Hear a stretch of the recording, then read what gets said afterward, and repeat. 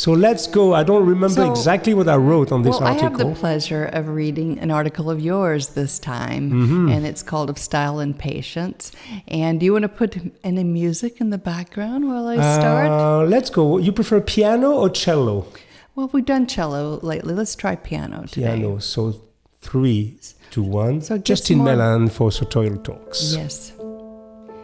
Building your own personal style may be a tricky endeavor, but it is far from being a superficial pursuit. As in all areas of life, presenting yourself to your best advantage can have a positive impact in meaningful ways. A while back, we wrote a piece that addressed the subject of how a good sartorial education can change your life. But as more and more of us are realizing the importance of defining a personal style in the way we dress and behave, we're still fighting an uphill battle. Now, Hugo draws a description here. Maybe you recognize this description. Picture a corporate executive wearing a suit that is 2 times too large for him. Oh yeah, I remember that. With shiny, cracked faux leather shoes on his feet, not to mention his novelty tie with perhaps cartoon characters that was gifted to him by his children last Christmas. Donald Duck. This man is at work toiling away at his upteenth PowerPoint presentation, painstakingly working on each slide to deliver the most impactful presentation possible. I'll pause because we can't make fun of all cartoon characters on ties. As you know, a lot of very prominent products like Albert Thurston suspenders are making penguins on ties, a lot of clever things. So, okay, we're not putting that down. But I get the picture. I see the picture of the person and the, okay. The belt with the tie notches, the belt with the notches that has that one notch that's really worn out and is bigger than all the other notches. And the belt, it has to be 20 years old. It's that picture, not that we're judging. It's just that picture of that person who's working so hard and maybe neglecting his style. Can you just finish the thing on the PowerPoint? Because I have a long reaction on that, because PowerPoint is probably my personal enemy. Okay, so hold that thought. This situation begs a simple interrogation. How much more powerful would the executive's presentation be if he decided to spend a fraction of his PowerPoint time and effort on developing his own image? Wouldn't a little sartorial education further the cause of making his presentation more memorable and impactful than any snazzy slideshow alone could hope to deliver? Compare the 2 examples below. Which do you prefer? A jazzed up slide that reads, "Hello, everyone," illustrated with a formulaic teamwork themed GIF? Or would you prefer a soberly dressed man wearing a suit that fits a freshly pressed white shirt with a solid colored tie, along with a pair of well-maintained shoes, who is saying hello to his audience with a simple smile? Isn't it time that we elevate the significance of the way we present ourselves to others as being just as important as a redundant slideshow that in the end bores everyone to tears? The answer seems obvious, yet even though many men have taken sartorial matters into their own hands over the past few years, many others still believe that the importance of a PowerPoint slideshow trumps the importance of developing a strong personal image. I really insist on the PowerPoint. Maybe it's a matter of habit. It's a matter of habit, I think. People fall into habits. Well, because now I know so many people, even now, they wanted to discuss things with me and they say, I prepared a few slides. Why don't you just speak with me instead of preparing some slides? You say this kind of thinking that dismisses... Tell me when I can put some music. Is it long enough? No, not really. Let's wait. Later. We have just 2 more sentences. This kind of thinking that dismisses the importance of a person's image and personality in favor of audiovisual content is a quite unfortunate attitude with far-reaching consequences that include stunting the way we interact with each other, a loss of charisma, and a numbing effect on our natural behaviors. Very well put. Conversely, a speaker who is stylish, both with his words and with his clothing, will have little need for props and can create a hush among his audience. It's so true. with nods of approval and plenty of applause for being spared yet another rote presentation. I experienced this myself. You're the expert with that. You're always surprising your audience. No, because I experienced this myself so many times when I give speeches. I do this often in front of different kind of crowds. Wait, now Hugo's the kind of person, if you've never seen him speak, he could stop in the middle of a speech and say, hold on, I have an itch in the middle of my back that I need to scratch. And he'll contort his arms and try to scratch his back. And they're like, what? That's how everybody feels, but nobody says that. So, I mean, it's sort of that type of putting people at ease, surprising them, being natural, being real, that I think really captivates people. I tell you one secret for that, and it also works for style. The truth is always better than a lie. Nice. So it means that if you're on a stage, if you're comfortable, you know what you have to do. Come on, you know what you have to say most of the time. You can be a little bit nervous. Tell people, sorry, I'm a little bit nervous. And immediately, you know what it creates? Everybody loves you. And it creates empathy too. Exactly. Then people have this belief that saying, sorry, I'm a little bit nervous, that's the belief that you will look like a weak man. No, you look like a honest person that everybody can relate to. And even if you are a CEO and you say that, you will create immediate love for who you are as a person. A second example, I've seen so many people struggling with a dry mouth. And I said to all the CEOs I was training, put a little stand on the stage with a glass of water. And if you need to drink, you stop, you take your glass, even if you have 18 cameras on you and 3,000 or 300,000 people in front of you. No, it's the same. You stop, you take your glass, you drink, you put back your glass, and everybody will wait for you. Nobody will quit the arena because you drink. So it's just because being natural means don't play a role as if you are able, like a camel in the desert, to speak for 1 hour and a half without drinking. This is ridiculous. That is. And you just made me think of something that I started doing lately that other people may want to try. And that is when your mind is wandering, even when you're speaking, you can say, the first thought that just popped into my mind, or I was just thinking, and it could be something not even on subject, of course, but it just draws people in and makes them relate more to you and your unique way of thinking. So if you're brave enough, your mind starts to wander, you can say, this thought just popped into my mind. It just draws the audience in, and it makes it look more natural, I think. And that's what you're talking about, being natural. Yeah, and also these artificial communication tools has a tendency to kill communication. Yeah, good and point. the real communication is to be. And it goes the same with elegance. You have to find the correct balance between your elegance and doing too much. Nonchalance, confidence in yourself, being yourself and telling the truth is always the right path in any matters of life. It's not easy. You may have to, I've seen so many people get some media training, but they were almost overtrained. You have to look to somebody in the crowd. The 3-second pause after a sentence. You can see people 1, 1,000, 2, 1,000, 3, 1,000, and then begin to speak. Well, it's kind of good to pause, but don't do it mechanically. That's all I think. It's the same with style. Try to be as nonchalant as you can, as natural as you can. Even if it's not easy, people adore what is natural and authentic. Oh, and last point, try to be humble. Because we could get all puffed up talking about what we know. But then we're like, okay, stop. Let's be humble and realize we're so blessed. Okay, continue to read. You know why? Because I need to drink. Okay, drink water. Can I put a bit of music? Okay, it's not a very romantic thing, no music. The next section is... Oh, I'll have some of that water. We only have one glass for two. Because I already drank mine. Hold on. Because you were afraid that people would judge you if you drink. That's why. No, you have sparkling. We received the mail. I'm sorry. That's okay. I could pause it. So that was sparkling. I usually drink natural. Okay, let's continue. Okay, are you going to a wedding? This is the name of the next section. Mamma mia. A disregard for one's personal image is indeed a problem, though a problem whose progression has been mitigated by the so-called men's style revolution, parenthesis, more of a revival, actually. at work since a few years. There is much cause for rejoicing in the simple fact that a sartorial revival is on the rise.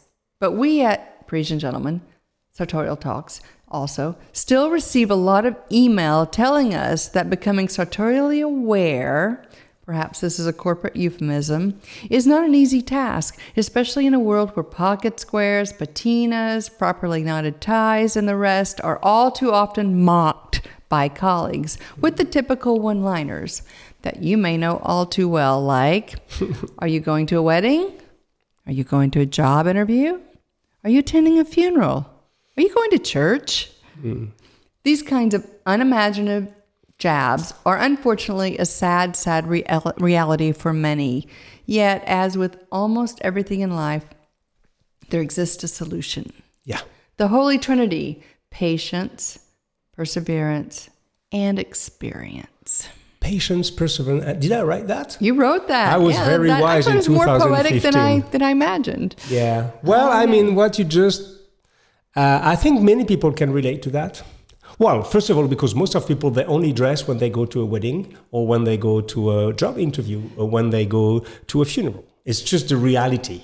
So this is why in the collective conscience, people will say, oh, this guy, Hugo, is wearing a tie. No, not me. Let's say Robert is wearing a tie today. He might go to a funeral or to a job interview. So it's something that many people can relate to. And I also receive mails from young guys who are really interested. Well, I must say, if you are a new listener here, we constantly say sartorial. Sartorial means basically tailored clothes. Sartori is the Italian name for tailoring. So sartorial means somebody, let's say, which is properly closed. Can you believe the creative director of Zenya's named Alexandro Sartori? Yeah, some people have really the right lucked out on this one, right? This is the guy, the most famous That's a real blonde. name, yes. Yeah, the most famous blonde in men's style in the world is Hermenegildo Zenya, and nobody knows how to pronounce Hermenegildo. You practice. I've been trained for that. And the creative director's name is Sartori. So it's as if my name was, podcaster. I would be, or YouTuber, whatever you call me, or writer. So whatever. Yeah. Sorry, it's just a disease, this thing, because some people have pushed it too far. But what is difficult, these young guys write to me and said, Mr. Jacomet, I love dressing up, but I don't dare too much for two reasons. First, the mockery of my colleagues. And second, that my boss think that I'm better dressed than him. So maybe it means that I want to take his seat in the long run. Can you imagine how people are going far? Oh, I've heard them even say, my boss told me, I don't know who you think you are, but you can just get down from that high horse you're riding on right now and wear just normal clothes. This is a lot of pressure for people, and they're like, this is strange. In countries where we're free to do what we want, it's strange, isn't it? It is more than strange. I think it's a disaster. I think it's the victory of mediocrity. Yes. It's the victory of some kind of uniformization. I think it's I'm sorry, I love America for many reasons, but on that, it's all about comfort, laziness, convenience. And convenience. That's right. Convenience is the word. And so, what I answer to these young guys who said, okay, it takes a little bit of courage at the beginning. Don't put your career at stake if it's really a problem, but go slowly. Start with a pocket square or just a well-cut jacket. And then, little by little, when you get used to the gaze of others and the judgment, because it's about judgment, it's all about judgmental attitudes, then you can add maybe a tie. And if it doesn't work, remove it and try it another time. Little by little, until you're comfortable with the fact that you have the right to dress the way you want. You don't have to have a stupid T-shirt and go with an unshaved beard because you work in the tech industry. Once again, the supposedly freedom those people have is the reverse. They're just following the flock. I don't even know if you know the story, but there was an experiment done by someone on a popular website where about maybe 2.5 years ago, where he said, I'm going to wear suits for a month and see what happens. Yes. And everyone sort of laughed because we all have this picture in our mind of a guy wearing a suit. And of course, we're in the business, so we know, the difference between, sorry to be political, Obama wearing a suit and Trump wearing a suit. I mean, we know the difference, okay? Yeah. So we don't need to say any more about that. But this guy was very elegant in his choice of suits. And he changed the minds of people at work because of there's a suit and then there's a suit. And he wore the suit. And this was a very clever experiment. And especially the women were very responsive. So very interesting. Oh, yeah, very responsive. So let's move to the next section. Can I put some music? Go ahead. You're really wanting to do that. Let's listen to this beautiful piano by... we have original music. Let's use it a little bit. Let's use it. Okay. And this title is one that I missed when I read this earlier. So, did you know trees that are slow to grow bear the best fruits? This is what you say. I didn't know that. You say, realizing how important personal style can be in your life can make you feel impatient. You might want to change everything overnight and go a little bit overboard as a result. I'm no stranger to such a pitfall. And that's true. As in the past, I've found myself overdressed on occasion. It's a rookie mistake, and one that's never more glaring than when money is not an issue. No matter the size of your wallet, never blindly and thoughtlessly buy just anything. Even if we're recommending it, don't buy just anything without taking some time to consider the entire process. Think everything through and stop to ask yourself, is my purchase coherent with my own personal style? Take your time and try a few things and read about some fundamental rules or guidelines, perhaps on the Parisian Gentleman Academy. That's right. Whether you like it or not, patience is a requirement, no matter how much money you can or you cannot afford to spend. Based on my personal experience of daily observations of others, here are a few pieces of hard-earned wisdom that should serve you well. Shall I read them? Well, let me answer quickly comment a little bit what you said. It took me years to really, literally find this conclusion, is that I'm a very impetuous person too. Well, I didn't have the wallet to buy anything I wanted. That maybe saved me. But it's just like custom suiting, for example, is a fantastic school of patience.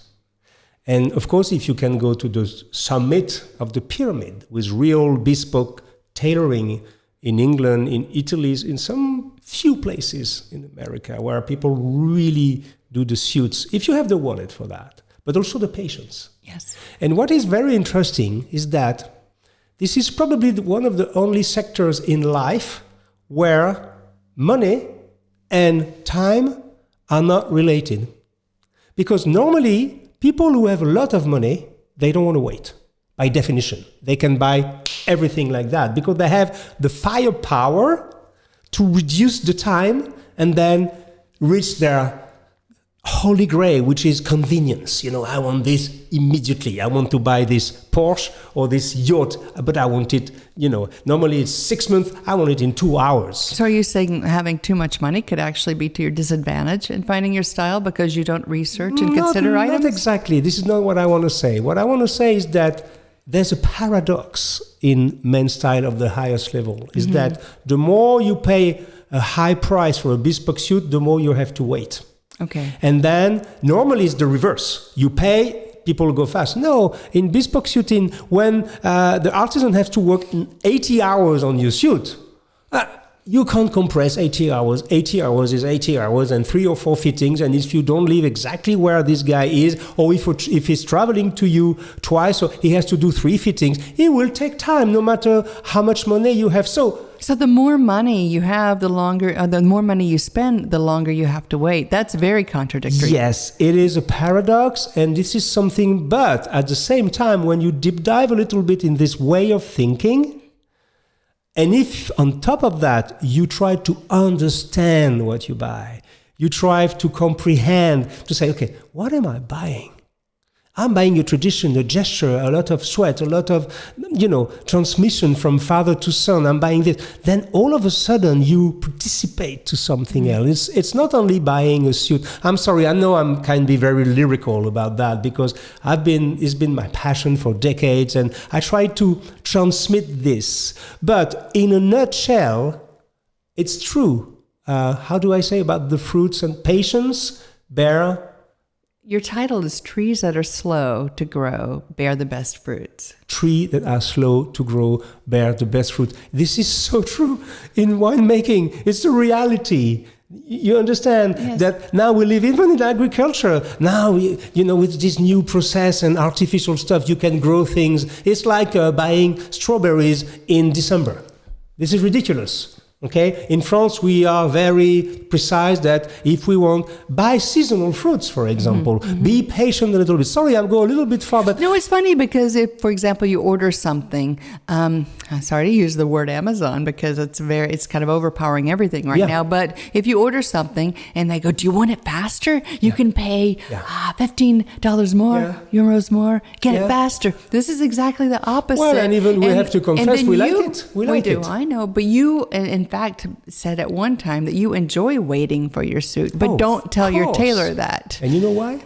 Why? Because when you are waiting for something you really desire, you dream. You dream about it. I knew you were going to say that. It's the same in a relationship, right? If you dream of having this woman or having this man, and you dream for your first date, and I'm sorry, people, I don't want to go too far, but you don't do things too fast, it becomes so much more delicious and intense. It's the same for every sector of life. We should re-educate ourselves. We should re-educate ourselves to be able to wait a little bit. And you also remember those times very intensely, the waiting periods. Whatever it might apply to, you remember the waiting period, and remembering is another part of the equation. Exactly. Same for cooking. We know that very well. We make pot-au-feu in France. Yes. This is the national dish here. So nice. You can make a pot-au-feu in an hour with this cocotte minute, we call it, this steam cooker. That's very fast, 40 minutes, which is, for people, they can't even wait 40 minutes. Me, when I make a pot-au-feu, it cooks for 3, 4, 5, 6 hours. But it bears the best vegetables in this case, because a vegetable, or even the beef, who has been simmering for hours and hours. Not only it's fantastic because the whole house smells good. Yes, it touches 2 days. Almost all the senses. Exactly. So it communicates hospitality, and it reminds me and beauty, memories also of my youth with my mom doing this. And then the meat is 10 times better. It's literally, it's like so you understand, cooking requires time. So let's re-educate ourselves to wait a little bit. Lovely. Okay, I'm going to transition into your points, but that was so thought-provoking. These are some concrete things I'm about to read to you. So we're going to switch gears. I wrote them, so it's okay. Let's switch gears into the concrete realm. Okay. You say, I'm going to reread the sentence. Based on my own personal experience and daily observation of others, here are a few pieces of hard-earned wisdom that should serve you well. Number 1, take the time to try out a few different jacket styles to see which is the most complementary to your body type. I discovered that a double-breasted jacket and coat fits me best. It doesn't mean that I never wear single-breasted suits, but it does mean that when I really need to feel at the top of my game, I always choose to wear a double-breasted jacket or coat. Absolutely. So you learn that about yourself. Yeah, it's not a given. Double-breasted is difficult to wear. You have to have confidence a little bit in yourself, because also people have this strange idea about double-breasted. This is the banker from the 1980s, but because it was ill-fitted. Double-breasted. Right. But I'm wearing a double-breasted There's a suit and there's a suit. It's beautiful. This is 75% of my wardrobe, but it took a little bit of time. And when you started, you were purchasing each Chiffonelli piece. You went straight to the top, Chiffonelli in Paris, and you were purchasing, saving your money, buying your suit, probably the first 4 suits before you even became known in the industry. Yeah. Yes. Of course. And I decided to take this path, and even if I was impetuous, but I was dreaming of my suit constantly. Today, I'm waiting for some shoes, for example. Oh, yes. I'm dreaming about my shoes. That's right. I can't wait to receive them because I know they're going to be extraordinary. And I'm going to receive, I got some shoes coming from a brand called Mariano in Portugal. They do fantastic lounge shoes. I never had lounge shoes, these shoes you wear inside your home. Yes. And it's maybe a surprise for you. I supposedly have one of the biggest wardrobe in the world, which this is not true. I don't have lounge shoes. And now I've been looking at these pictures at least 35 times because I can't wait to receive them. Yes, it's like you've got all the fundamentals down and then you're going to the next. Exactly. It's just re-education. It's lovely. It's like Chesterton. You remember Gilbert Keith Chesterton? I do. This is one of my favorite writers of all times. And what does he say? Why he loves life and why? You remember you started reading his autobiography, his biography. Right. Well, that he can be. You don't remember? There's so many things. I'm getting ready to talk about something else he said. Chesterton will say, I'm ready to be surprised and see a marvel. Yes, he says whenever he's, for example, going down a road and he rounds a corner. Yes. All he can think about is what's around the corner. Exactly. And he draws images in his mind and he thinks about what could happen and the possibilities. Same thing when he sees the front of a house. The main thing he does is think about, he wants to go around and see what the back of the house looks like. Let's re-educate ourselves to dream and to imagine. We live in an era where everything is pre-chewed for us. The pictures are here. There's no more surprises. You understand? You can go as far. Even when you buy a house, you can see the 3D and everything before even visiting the house. If you want to buy a real estate a house, now you can visit it virtually. When we bought this house, honestly, that's right. virtually, we would have not buy it. No, but we had to see it. Something. So you understand? Yes. This is the same with PowerPoint. This is the same with style. I am deeply, I'm sure that we have to re-educate ourselves to wait, to dream, to imagine, and not taking all this avalanche of image and sounds and information that we receive constantly. Try to rediscover that the real journey of your life is inside of you, is not only on the internet and outside of you. Beautiful. You just said that you like double-breasted. I adore. And this, in these recommendations you're making, you said, then I discovered that since I'm average height, you're about a little over 5'10", peak lapels. 1 meter 78 in French, so 5'10". Peak lapels make my silhouette look better since peaks tend to make me look taller. You're wearing a peak lapel right now. Well, this one is a very, very peaked, to say the least. It's very extreme. Yeah, it makes me look taller. So this is another point. Mm-hmm. And you said it took you 2 years to realize just these simple 2 things about yourself in order to better develop your silhouette. So it takes time. It's taking some time. And you have to make mistakes also. Yes. The second point, if you're not sure which colors look best on you and you don't want to take the risk of making a mistake, then invest in 5 well-fitted white shirts. You really can't go wrong with the decision to buy a few good white shirts. Mm-hmm. And once you feel ready to try different colors, experiment with different shades to find the ones that work best for you. Shirts you can, not spend a lot of money on. That's right. And then know, which colors suit you the best. You say, never fear or underestimate the less common colors. For example, I recently discovered after 6 years in the business that pink is an excellent color for me. Yeah. I'm wearing pink today. Yeah, beautiful. Once you've settled on your favorite color, try to find your third and establish a color hierarchy. And then decide which colors are best suited for different areas. Mm-hmm. You say some colors will feel more formal, some more business, and some more casual. Yep. I never thought about classifying colors like that. Yeah, this is very true. I mean, you first of all, the white shirt. You wrote an article called "Telling the Boys from the Men," something like that, or "Telling the Men from the Boys." Actually, you can't go wrong with the white shirt. I was criticized a little bit, criticized among the community because I'm wearing probably 75% of the time white shirts. You are. I didn't know you were criticized. Just because it's just, for me, it's the epitome of simplicity, and a white shirt, you can't go wrong with any kind of suits and even ties.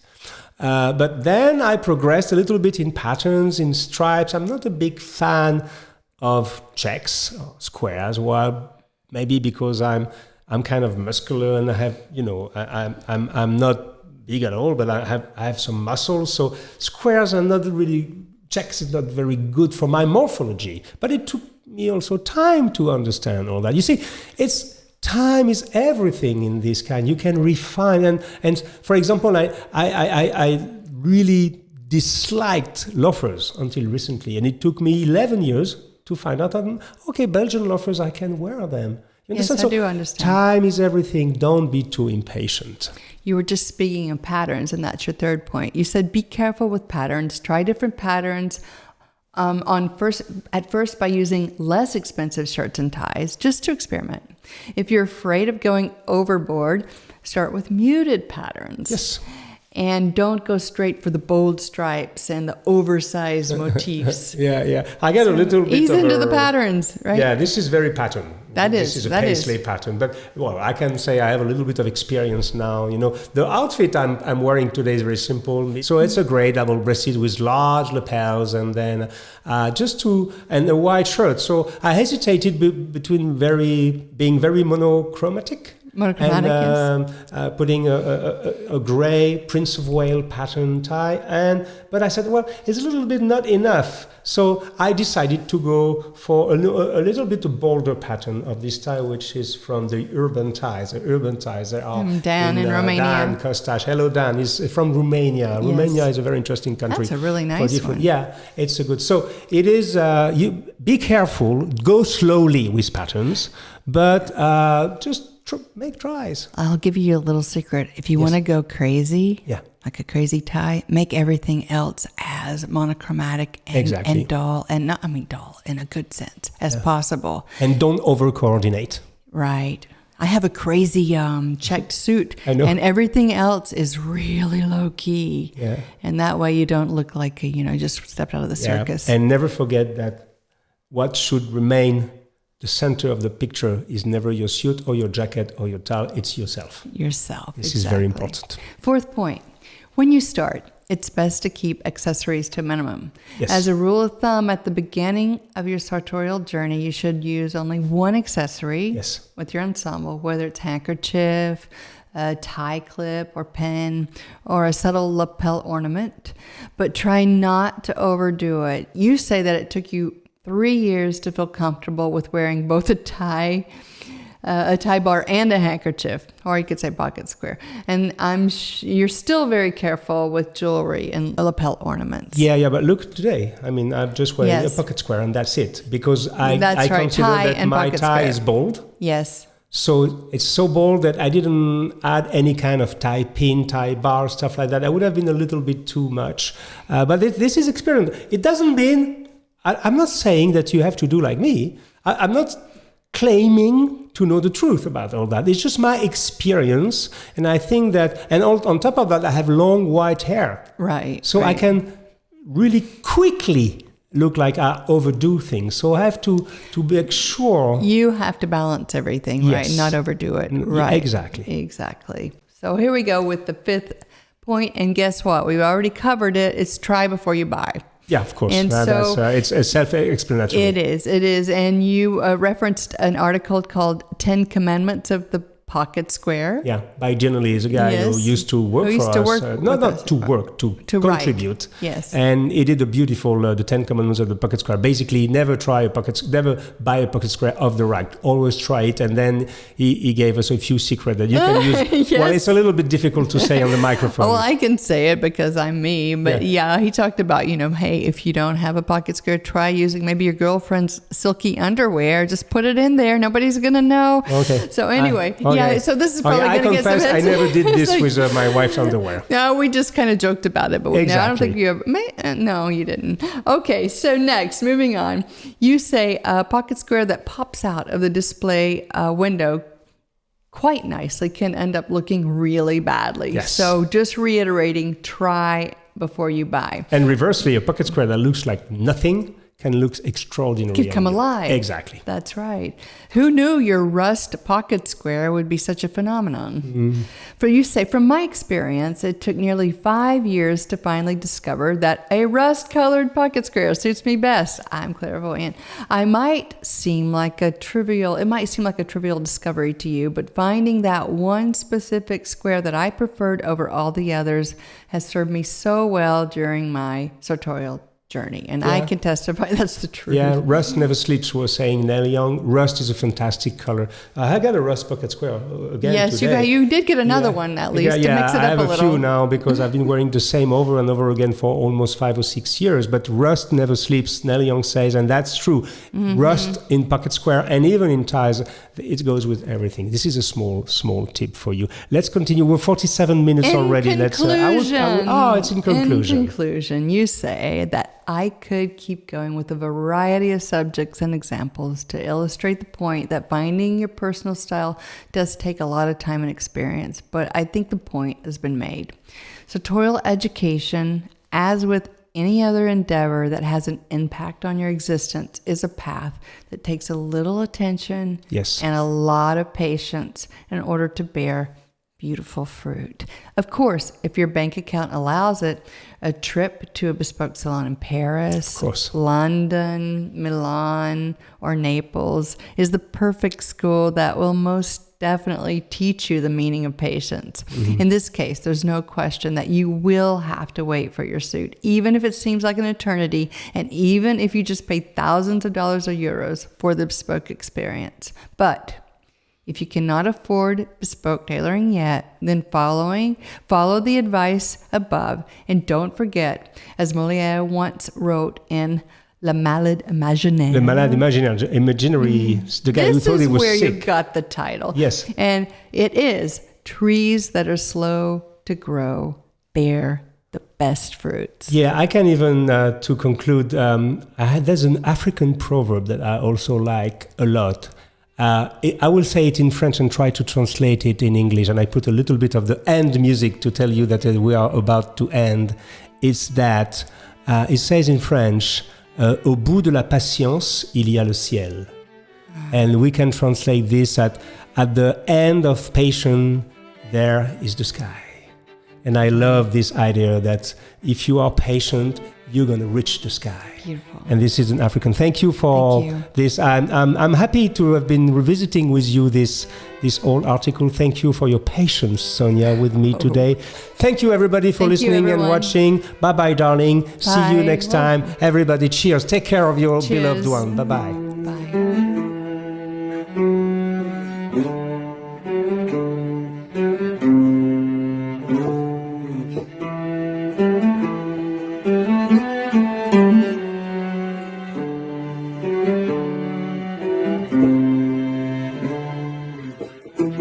Thank you.